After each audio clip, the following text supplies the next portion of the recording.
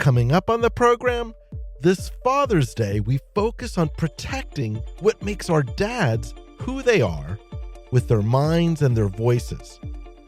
From new national data on brain injury to the healing work of speech pathologists, we explore the science of recovery and resilience.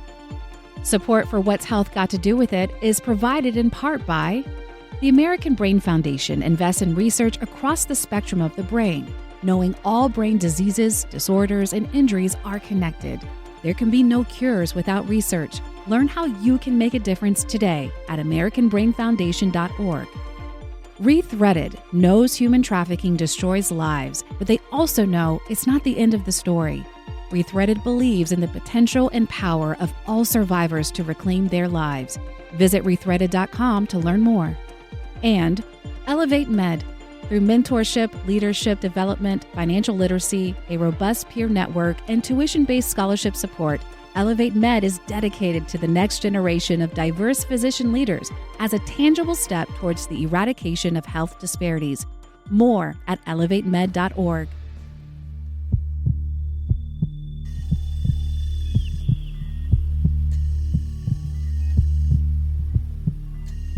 From the moment we're born to our last breath, every American embarks on a journey through the intricate maze of the healthcare system. These are their stories, one life at a time. So today we meet Liam. Liam is an active 53-year-old man who tripped over a garden hose and hit his head. No loss of consciousness that we know of, just a mild bump, he reports. But days later, he couldn't focus. He forgot his appointments, and he felt off balance. His doctor didn't ask about a head injury, and neither did he. Can you guess what was missed?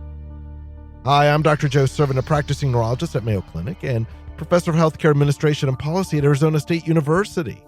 This is What's Health Got to Do with It, which looks at where and how healthcare intersects with your life, helping you get the medical answers you want. Now let's turn our attention back to Liam. That diagnosis? Mild traumatic brain injury, or better known as a concussion, resulting from what seemingly was a mild fall. Now, while our mystery case may seem trivial, it reflects a larger public misunderstanding that most Americans don't recognize concussions as traumatic brain injuries. So to help us unpack what the latest national survey reveals about brain injury awareness, its causes and consequences, we're joined by Dr. Michael Jaffe. He's a national expert in brain injury and neurological health. He's on the board of directors of the Brain Injury Association of America, who sponsored the national survey, and he's also chair of the Department of Neurology at the University of Florida. And he's joining us now from Gainesville, Florida. Dr. Jaffe, welcome to our program. Well, thank you so much for having me. It's great to be here. It's so good to have you here. Dr. Jaffe, I'm going to start here. Why do you think so many people, even those who are familiar with concussions, don't realize that what we're talking about is a form of brain injury? Yeah, that's a great question. And in fact, the survey found that despite 7 in 10 people saying that they are very or somewhat familiar with concussions, it turned out that 4 in 5 of them were unaware that a concussion can actually be considered a traumatic brain injury. Now, I think a big part of the confusion comes from the language that is being used. The word concussion might often feel less serious than traumatic brain injury, and so people might treat it as something more minor or short-lived. But a concussion is a TBI, just a much more milder form of it. Medically and neurologically speaking, it meets all the criteria of a traumatic brain injury. And in some people, those symptoms can persist for weeks, months, or even longer. Now, a lot of people think of injury as like a single one-time event, something that you just recover from and move on. But with brain injuries, especially when they are unrecognized or untreated, the effects can become more long-lived and chronic. They can impact memory, sleep, mood, and functioning.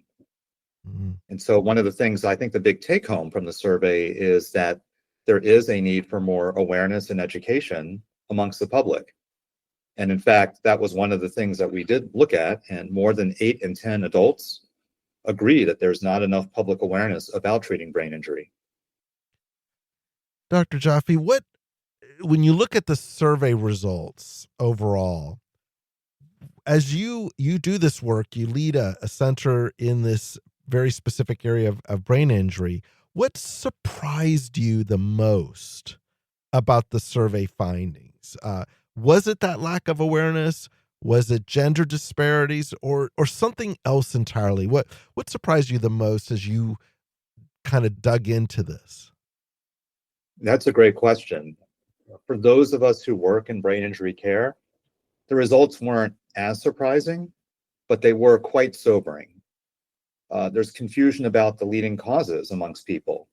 Most people, when they hear the word concussion or even traumatic brain injury, they think of sports or car accidents.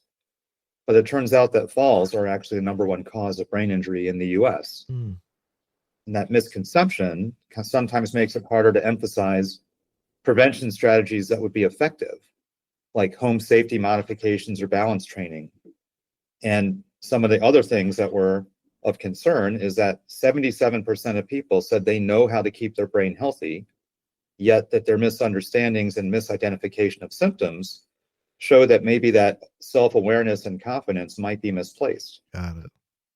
The same pattern holds for parents. 8 in 10 said that they would know when to seek help for their child's head injury, yet most could not identify the common symptoms. Even more concerning, the survey showed that women, who historically make the healthcare decisions for their families, are statistically less likely to understand concussion symptoms. So he identified a lot of these disconnects that we are hoping to have opportunities to address through public education. Got it. I brought up the case of Liam at the beginning. It sounded so innocuous when he hit his head. He bumped his head, actually, was what he said. And I'm wondering if you could kind of talk to our listeners and explain, especially since you're an expert in this area, why is it so critical to treat or acknowledge mild head injuries, or to take them seriously? I mean, what I imagine for some, they're saying, that's just too much attention. What's at stake if we don't do it? Great question. I mean, treating even mild head injuries seriously is important because neglecting them could lead to some long-term cognitive, emotional, or physical problems, potentially impacting the daily life and future health. There may be an opportunity to address something early on before it becomes more of a persistent pattern. I think we all recognize that the brain is important, yet there's a temptation to just walk it off whenever we have sort of a milder injury. I strongly urge everyone to take these invisible injuries seriously and always seek immediate medical attention after a head injury. The first step to concussion care is recognizing the symptoms.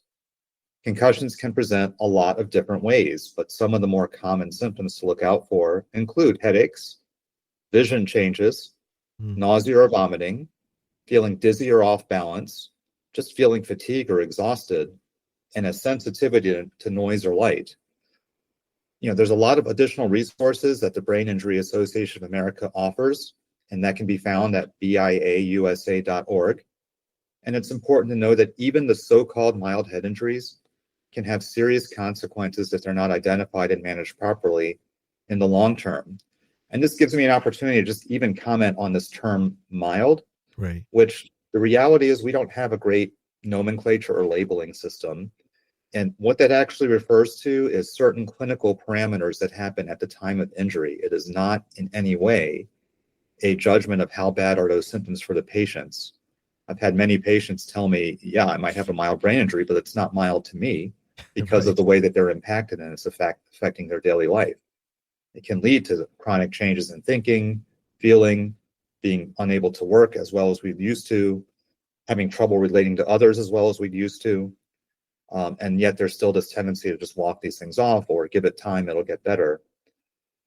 Sometimes, even with headaches or visual disturbances, dizziness, fatigue, or difficulty concentrating, it might seem minor at first, but as they persist and evolve and goes untreated, you might find that it's starting to interfere with your schoolwork if you're a student, or your work, or your emotional well-being if this goes on for months or even longer. We have the data that we have from our national survey. In my capacity here in the state of Florida, we had a chance to partner with the state in doing a Florida needs assessment. Hmm. And a lot of the findings there are consistent with national findings. Individuals have told us, and they just didn't realize how much a seemingly minor fall or bump could disrupt their life. Doesn't happen for everyone, but for those people who it does, it can certainly have an impact. And that delay in recognition led to longer recoveries, more frustrations, and lost opportunities for care. As we said before, the first step in concussion care is awareness, knowing the signs. These are invisible injuries, but they are very real, and they deserve prompt medical attention. If there's ever any doubt, get it checked out. I love how you've explained that, especially the issue that mild, just because it's called mild traumatic brain injury doesn't mean it's mild to the person.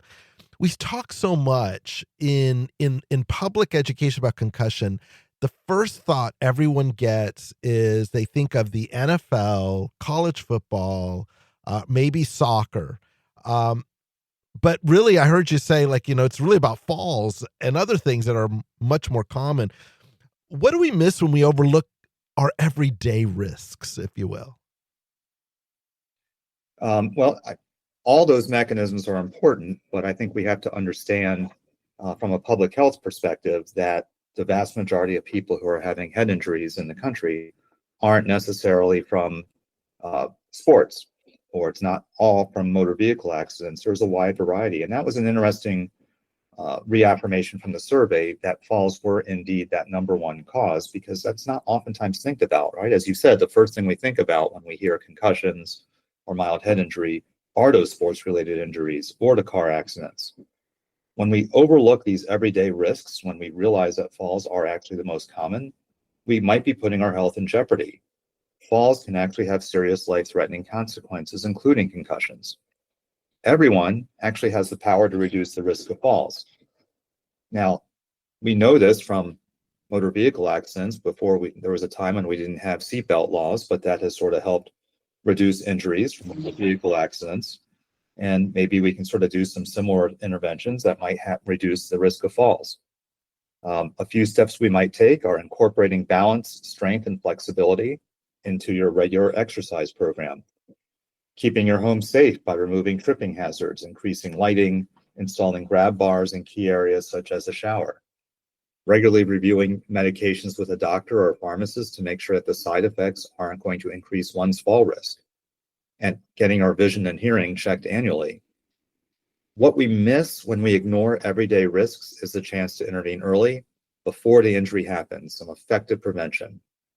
The survey showed that people who feel confident about keeping their brains healthy, but their confidence isn't grounded in actual knowledge. If you don't recognize that that loose rug or a poorly lit hallway might put you at risk, you're not going to take any steps to prevent it. The consequences can be more compounded as we get older and as we sort of consider our aging population. In Florida, older adults report longer recovery times, more difficulty accessing care after a fall-related TBI, and greater disruption to their independence. Falls in this group can quickly lead to a cascade of problems: hospitalization, cognitive decline, and even in some cases, institutionalization. Mm. So this really just isn't about individual risk, it's about system level prevention.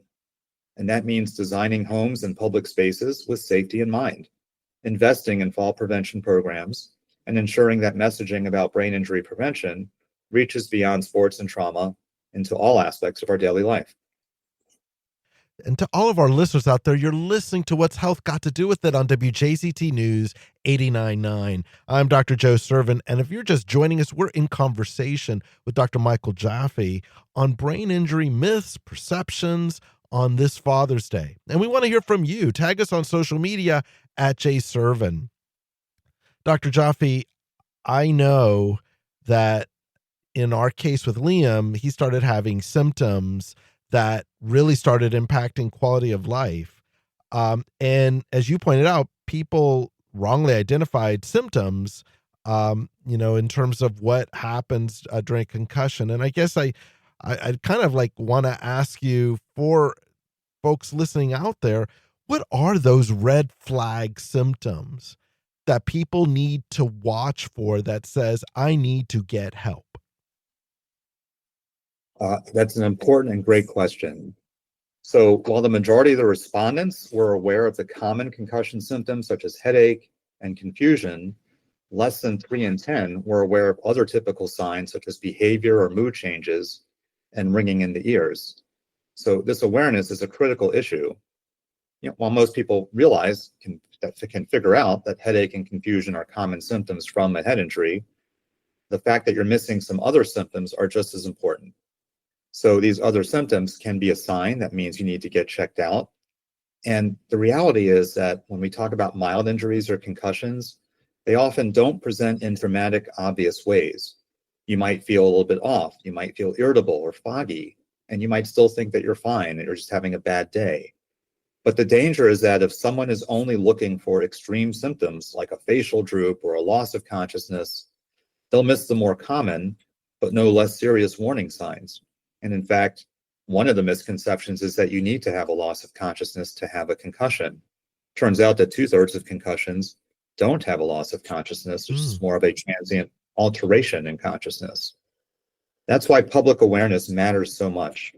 We need people to understand that concussion symptoms can be subtle, that they can evolve over time, and then they might still require medical evaluation. One of the most common questions we get on this show when it comes to this topic is the duration of these symptoms. And I guess it's really my way of asking, what are those long-term effects? Is this something that folks like, I'll just take our case at the front, Liam, would have for a few weeks, or could this go months or years after the injury? What are those long-term effects and its duration, if you will?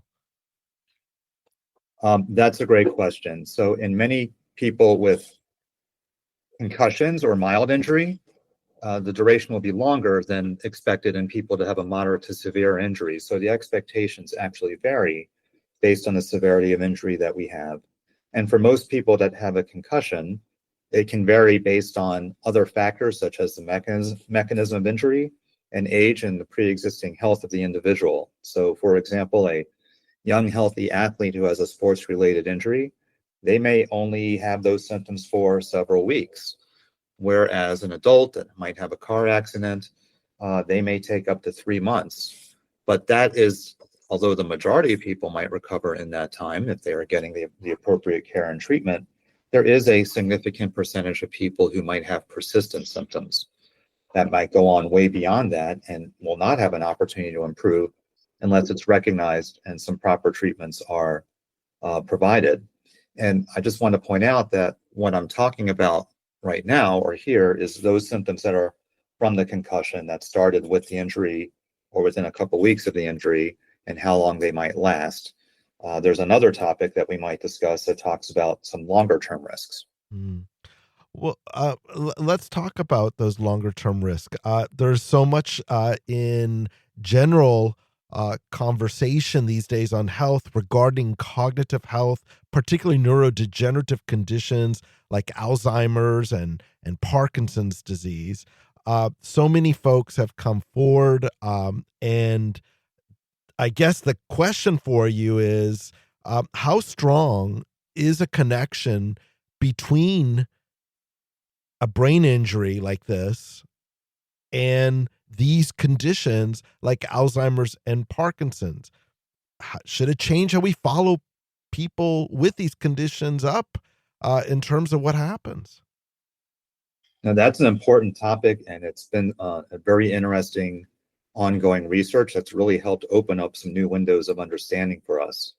There really is a growing body of evidence that brain injury, especially when it's repetitive or moderate to severe, can increase the risk for later life neurodegenerative conditions, as you mentioned, like Alzheimer's or Parkinson's.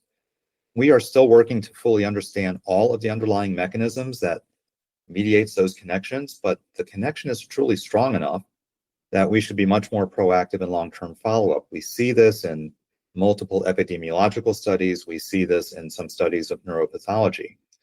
And there are a lot of researchers right now which are doing cutting-edge research trying to better map out those exact mechanism and cascade of pathologies that happen in the brain that might get triggered by some of those kinds of injuries. What we really need is longitudinal care that monitors our cognitive and emotional health for years after injury, especially in these aging populations. So just like we traditionally track blood pressure or cholesterol, we should be tracking the long-term impact of brain injury. And in Yeah. fact, in one of the latest studies that's done where they collect all the risk factors for Alzheimer's, in the latest review of all the literature, traumatic brain injury was listed for the first time based on the strength of these emerging connections. Wow. So we're talking about these sort of epidemiological associations, but I also deal with patients who are coping in real time with real life. And I just want to point out that when we think about the individual, these can have real impacts. And when we talk about moderate to severe injuries, if you take a look at all the data, 5 years after surviving a moderate to severe TBI, more than half of the adults who were employed at the time of their injury no longer have a job. I mean, this can have some Wow. life-changing impacts depending on the severity of the injury that we're talking about. I know that we have a lot of parents that will listen in on our show, and so I'm going to ask a question for those parents, which is, what's your advice on recognizing head injuries in kids? Uh, a simple question: what should they do if they suspect one? Great question. And it's important to realize that concussions happen in a variety of ways and symptoms can be different for different people. And they can be different in children compared to adults. So in children, we do look for some signs like just complaints of dizziness or confusion. They might be slower to answer questions. They may have what we call a slower reaction time, where there's more of a lag in being able to kind of do what we ask them to do. You might recognize it as more personality changes or irritability. And in toddlers and infants, additional red flags might include crying without being able to be consoled, Hmm. refusing to nurse or eat the same way. If you even suspect your child might have a concussion, don't leave anything to chance. Get it checked by a medical professional immediately. Concussions in children can be especially hard to recognize because the symptoms often look like normal childhood behavior: fatigue, moodiness, clumsiness, and they're just simply hard for kids to describe. Additionally, parents often don't realize their child has a concussion until days or even weeks later when they notice sustained changes in their behavior, sleep, or school performance. For younger children, the signs might include just being unusually fussy, refusing to eat, or having trouble settling down. In older kids, that response time might be slowed, they might have a hard time focusing, or just be more irritable than usual. If a child hits their head, whether it's on the playground, during sports, or just at home, it's critical to monitor them closely for 24 to 48 hours. Okay. A message for parents: you know your child best. If something seems off, just trust your gut. Get them evaluated. Even subtle symptoms might point to a concussion. Early management can prevent complications down the line. The earlier we intervene, the better we can support the recovery in school, in sports, and in their overall development. And this is also where schools, coaches, and pediatricians can play a key role. We need broader education across all these touch points so that parents aren't the only ones who are carrying this burden alone. We need to normalize asking about head injuries, not just in sports physicals, but in regular pediatric care as well. Dr. Jaffe, one other question. Just a fraction of the population ever gets screened for a brain injury. And I'm wondering, briefly, what can you tell us about the need for screening for brain injury in a routine physical or checkup? That's a great question. And I was really struck by the description of Liam, whose doctor didn't ask about the possibility, nor did Liam bring it up with his doctor. And I think it is important now that we have a much better understanding of some of the risks and protective factors of things that can affect the health of our brain. It's important to have all those factors screened, especially by our doctors, especially at our annual checkups. And a history about traumatic brain injury is an important history because it can have some of the risks that we have mentioned. And that should be part of screening about some of our other habits, whether it be sleep, our diet, our exercise, our blood pressure, all these risk factors that we know might affect our brain or health in some way. And I think that history of brain injury needs to be a part of that. And I'm going to let that be our last word. Dr. Jaffe, I want to thank you so much for the work you're doing and for joining us today. I know you're a very busy person. Thanks so much for sharing all of this information with us. This has been terrific. Oh, this is an important topic that is very close to my heart, and I look forward to partnering with as many people to help educate as many people as we can about concussions and traumatic brain injuries. We've been talking with Dr. Michael Jaffe. He is on the board of directors for the Brain Injury Association of America. He's chair of the Department of Neurology at the University of Florida in Gainesville, Florida. Up next, after your weekly health headlines, we focus on the unsung heroes of healthcare, the healing work of speech and language pathologists. And we'll be right back.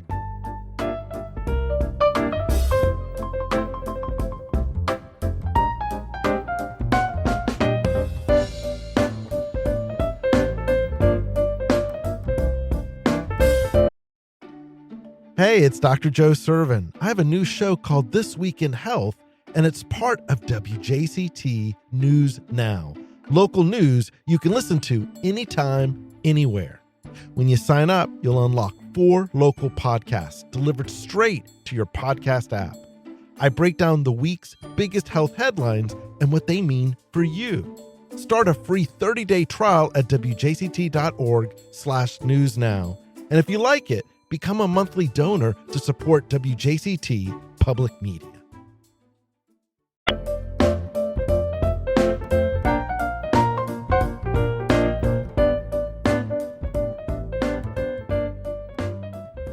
Hi, I'm Stacey Bennett, producer of What's Health Got to Do With It, and these are your weekly health headlines. A new report published in the journal JAMA found that the mental health of mothers decreased significantly from 2016 to 2023. About 25% of moms in the U.S. say they have excellent physical and mental health. Mental health declines were more prominent in single mothers and those with lower levels of education.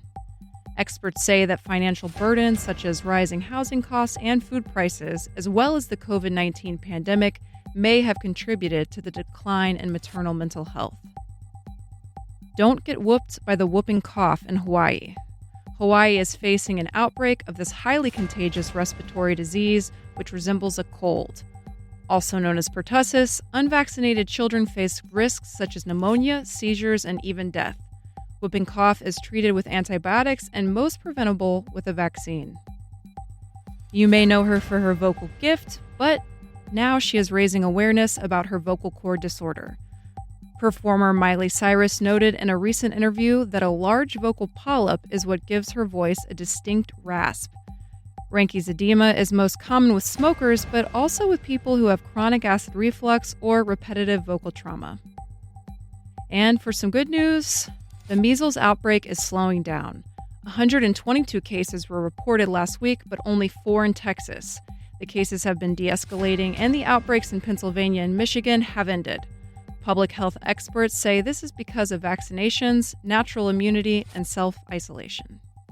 And those are your weekly health headlines.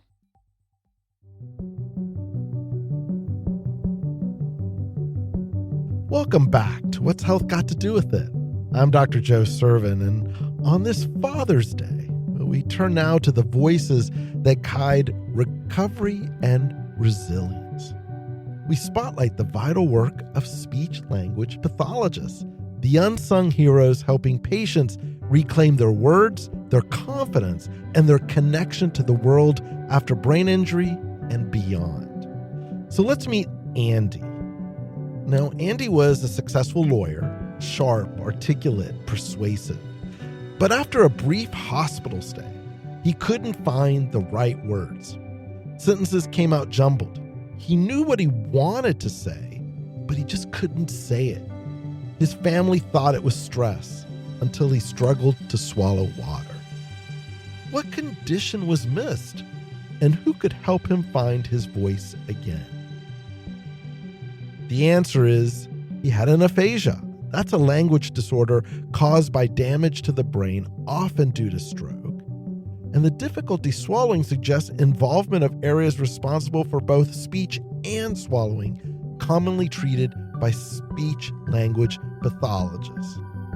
Now, while we often think of speech language pathologists as helping with stutters or lisps, their work goes far deeper, restoring communication, rebuilding cognition, and even preventing life-threatening complications like aspiration.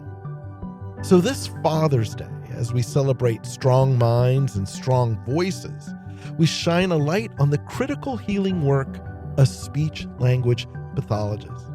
And we are now joined by two exceptional ones. Ashley Michaelis, she's a speech language pathologist here in Jacksonville, Florida, and Samantha Bryant, also a speech language pathologist. They're in the same practice. Ashley, Samantha, welcome to our program. Thank you so much for having us. Thank you. It's great to be here. So good to have you start. I've been wanting to do a show like this for a while, so this is exciting. Ashley, I'm going to start with you. We started with that mystery case with Andy. He lost his ability to speak clearly, has trouble swallowing. What might have happened, and how does someone like you get involved in a case like this? So it sounds like he may have had a medical event such as a stroke or a brain injury or even complications from being intubated that affected both his language and his swallowing. That's an incredibly tough and frightening experience for someone. But it's also where we come in as speech language pathologists. We assess not just speech, but someone's ability to understand language, to express themselves, and safely swallow foods, liquids, their medications, even their own saliva sometimes.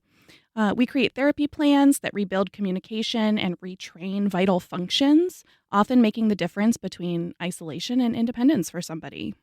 A lot of times, so many of us, when they think of speech language, they're thinking of kids. And as I said, stuttering, lisps. And I know that's important. And you've just given us a glimpse of a very broader scope. But maybe you can kind of delve a little deeper, paint the picture for our listeners, what that work looks like that goes beyond just the kids. You're right. Our work goes far beyond what people imagine. And honestly, our job title does not capture it at all. What we do spans all ages and is way broader. So you might find us treating babies in the NICU with swallowing difficulties, helping children with reading and language-based learning disorders, or even working with adults who've had strokes, brain injuries, dementias, voice disorders, swallowing disorders, and airway issues. We're in NICUs, ICUs, rehab centers, outpatient clinics, nursing homes, and hospice care. We walk with people through some of life's biggest challenges, relearning to speak, eat, remember, and be heard. If someone is struggling to connect or communicate, we're definitely there to help. Samantha, communication is a core to anyone's identity. I mean, if I couldn't talk, I wouldn't be here, and that would be very distressing. How do you help patients, people, especially adults? So Andy was a lawyer, but I imagine you don't have to be a lawyer or a journalist. How do you help them cope with the toll of perhaps losing that ability to express themselves? Yeah, it's incredibly emotional because losing your voice or communication can feel like losing a part of who you are. So I try to hold space for that first. The grief and the frustration and the fear. A lot of people just need permission to allow themselves to be sad. And it's really important to honor grief and to acknowledge it and allow it to process in order to move forward. And from there, we work on rebuilding. So not just the mechanics of speech, but also confidence. We celebrate all the gains in therapy. There is no gain that is too small, because the first word, it might seem like a small step, but if you take enough small steps, you'll eventually look back and see how far you've come. So whether it's using technology to communicate or helping families understand new ways to connect, the goal is to make sure that the person still feels seen and heard. Even if the communication looks different, it's still valid and it's still very powerful. We are airing this show on our Father's Day weekend, and you use the verb celebrate, and I'm going to reuse it as well. We're celebrating those strong voices. And, sometimes men are, and I was speaking as well, a little bit too proudful or don't want to admit that we're struggling. And I'm wondering, if you want to kind of, speak to them, especially if they're having difficulties with something that you all can manage, speech and or swallow. Yeah, I would say, you've spent your lifetime using your voice for others, and it's time to take care of it. A lot of people will push off these symptoms that they are experiencing as nothing. It's just, I'm tired. I had a bad day. I'm just old. But, you know, these are things that can be treated. And a lot of men don't want to talk about these issues, but swallowing and speech changes are not just a normal part of aging. And you can ask your doctor for a referral to a speech language pathologist. You don't have to tough it out. You don't have to go at it alone. We're here to help. And it can make such a difference in staying connected to the people that you love. I love that. Ashley, I know you talked about this a little bit, but I want to kind of delve a little bit about the discipline itself, speech language pathology. So my first question is simple. What are some conditions that might surprise our listeners that you all are the right people to be calling in the healthcare team to help them with? Most people are really surprised to learn that we help with memory and thinking problems, chronic coughs, Really? voice disorders, exercise-induced breathing difficulties, like if you're running and you're having trouble breathing at the same time, even post-COVID changes or chemo-related brain fog are things that we treat. We also support people recovering from head and neck cancers. We offer gender-affirming voice and communication services. Our work goes well beyond speech. It's all about restoring function, making connection, and preserving dignity. I love that. Hearing all the areas that you're all involved with. For someone who's not initiated, talk about how does someone become a speech language pathologist? What does that pathway look like coming from a professional like yourselves? Sure. So we have to go through extensive training, including obtaining a master's degree in speech language pathology. Then we have to do a clinical fellowship year following that. And finally, we have to do continuing education every year to maintain our certification and licensure. Well, and one other question, because this is a healthcare show. I heard the issue of referral. Is this something that is covered by insurance? Does it depend? Talk a little bit about that part of the equation. It is typically covered by insurance, although it does depend on your specific insurance plan and also what type of evaluation and treatment and the diagnosis code. We will often be able to determine that for you even prior to doing an evaluation so that you know if it will be covered or not. Okay, that's super, super helpful to know that. In one of the areas I know that you're all involved with is in the area of Parkinson's disease. And there's a lot of things that occur in that condition. Oftentimes, most people think about tremors, but a lot of people forget or don't know unless they've been through it or had a family member been through it. They start sounding quieter, almost that ability to speak is just lower tone, and it's harder to hear them because they don't sound like they're enunciating. I'm wondering if you can comment on that specific area, because we get a lot of questions about Parkinson's disease, and how do you support this? I mean, what does that look like, and what kind of progress in a situation like that can they really expect? That is such a great question. Parkinson's does not just affect movement, it also impacts cognition, the voice, speech, safe swallowing, and even writing.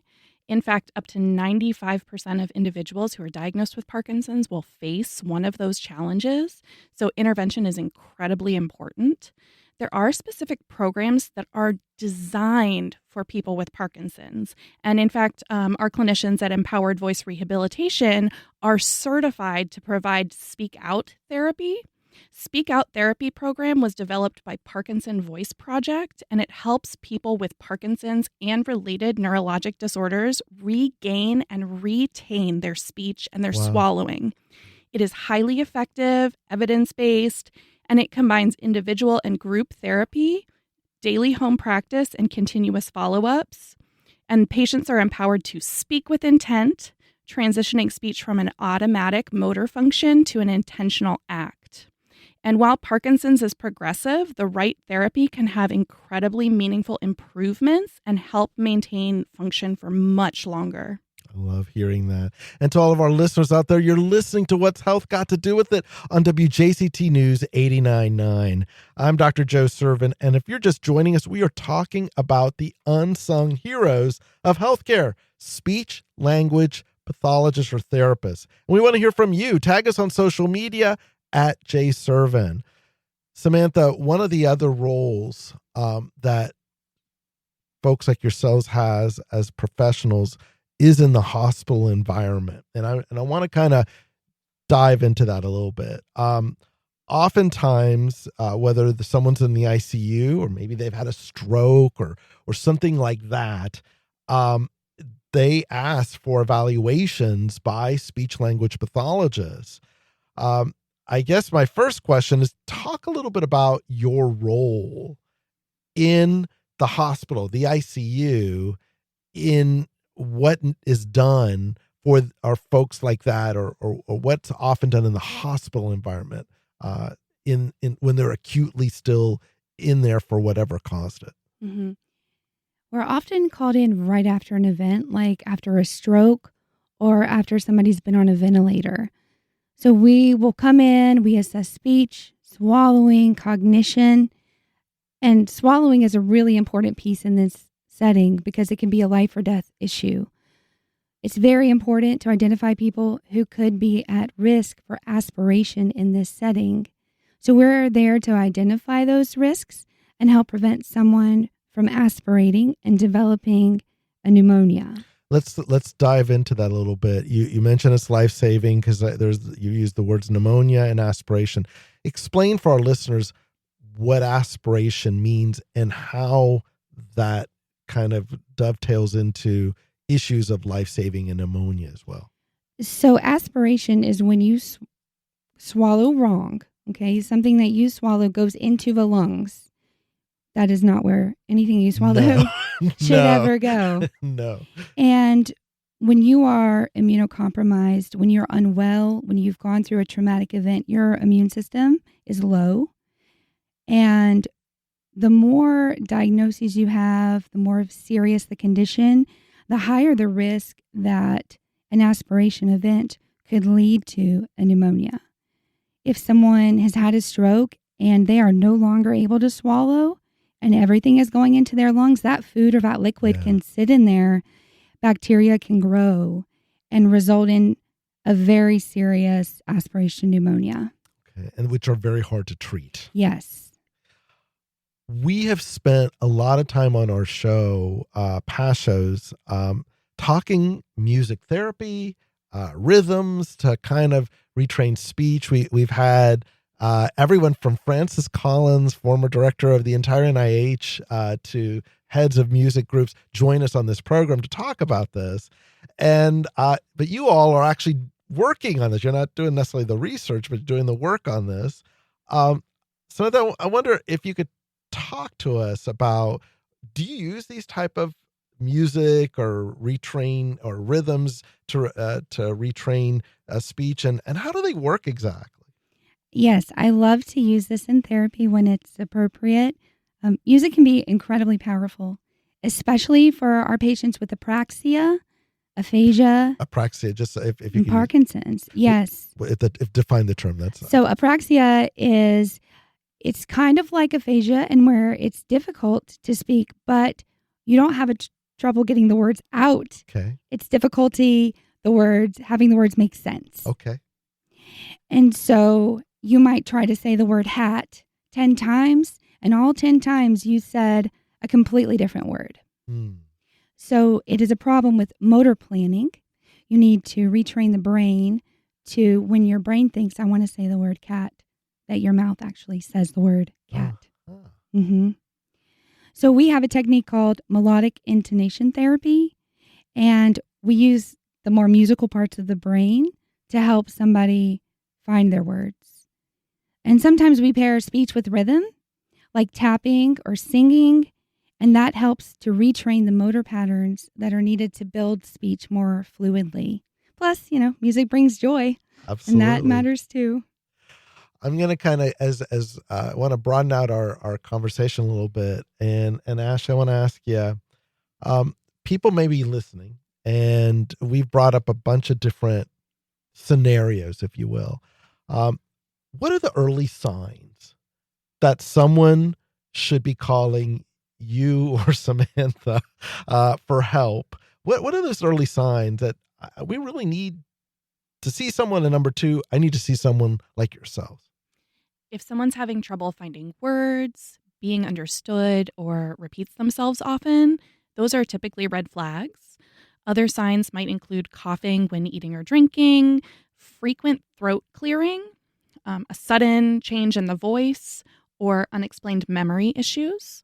These signs are really easy to dismiss, but they do matter. The earlier we intervene, the better the outcomes. If you're concerned, ask your doctor for a referral to a speech-language pathologist. Sometimes it's absolutely nothing, but sometimes small changes are the first sign of something treatable, and we want to catch it because it's always easier to maintain function than it is to regain it. And if you or a loved one suddenly has slurred speech, a droopy face, or their words sound jumbled, do not wait. Call 911 immediately and get to a hospital for immediate evaluation. Love that piece of advice. Samantha, and then I'm going to ask Ashley the same question. I'll start with you. Try to humanize this for us. Tell us, what's the most memorable patient story that you can share that you felt speech therapy, what you did, made a huge difference, not medically, but in that person's life? One patient that continuously sticks out to me is somebody who had a global aphasia, which means they couldn't speak, they couldn't move their bodies, they did not show any awareness that they were understanding. And when I first met them, I was told, this person's not a good candidate for therapy. Don't even bother. I did the assessment anyway. And through that assessment, I recognized, no, this patient is a wonderful candidate for therapy.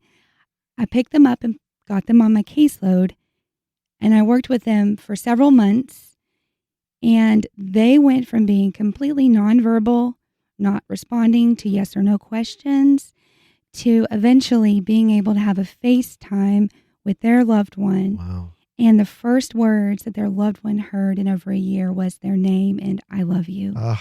It gets right to you right there. Ashley, what about you? Tell me a story that you really felt it made a huge difference. It's incredibly hard to pick just one story because every patient leaves a mark. But one story that stays with me is a man who came to me with very sudden slurred speech and progressive weakness all over his body. His condition was rapidly worsening, and his medical team was not sure what was going on. And our speech evaluation actually helped clarify the diagnosis. And unfortunately, it was a fast progressing and terminal illness. But that opened the door for some incredibly meaningful conversations. So we got to talk about his wishes for care. We worked on ways to preserve his communication and even recorded legacy messages for his family before he lost his ability to speak. And it wasn't just about speech. It was about dignity, connection, and giving him the best quality of life at the end of his life. Even in the face of loss, it reminds me that the work we do matters so incredibly deeply because communication is connection, and helping someone hold on to that, even if just very briefly, is a profound gift. I love that. And what a beautiful message. In our last moment, I'm going to ask just basically how can folks find you guys? I know there are several speech language pathologists all over our area, all over the country, but tell us how they can find you all. Sure. Our clinic is Empowered Voice Rehabilitation. We service the greater Jacksonville area, both in clinic and mobile services. They can find us online at empoweredvoicerehab.org, or they can call 904-539-9930. I want to thank you both for the amazing work that you do. I'm so happy that that we got time out of your very busy days to join us here in studio, and God bless. This is such important work. I'm just so delighted to have the opportunity to share this conversation with our listeners. Thanks so much, Ashley and Samantha. Thank you. Thank you. You bet. Well, that's our program for today. We hope you've enjoyed our show. If you missed anything, you can listen to the full episode at wjct.org and on your favorite podcast app. Thanks to all of our guests. Our executive producer is David Luckin. Stacey Bennett is our producer. Brady Coram is our director. Caden Collins and Caroline Kahn are our researchers. If you have questions about this or any topic, let us know by calling us at 904-358-6362. Email us at health@wjct.org or tag us on social media at jservin. I'm Dr. Joe Servin, and you're listening to What's Health Got to Do With It on WJCT News 89.9 Jacksonville. Thank you for listening, and stay in touch. Support for What's Health Got to Do With It is provided in part by the American Brain Foundation invests in research across the spectrum of the brain, knowing all brain diseases, disorders, and injuries are connected. There can be no cures without research. Learn how you can make a difference today at AmericanBrainFoundation.org.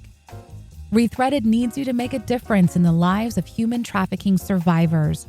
Learn more about supportive services and an array of survivor-made products at rethreaded.com.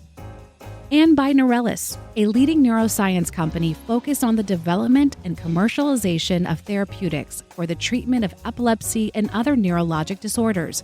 The company's unique drug portfolios strive to address unmet needs in patient care. Learn more at Neurelis.com.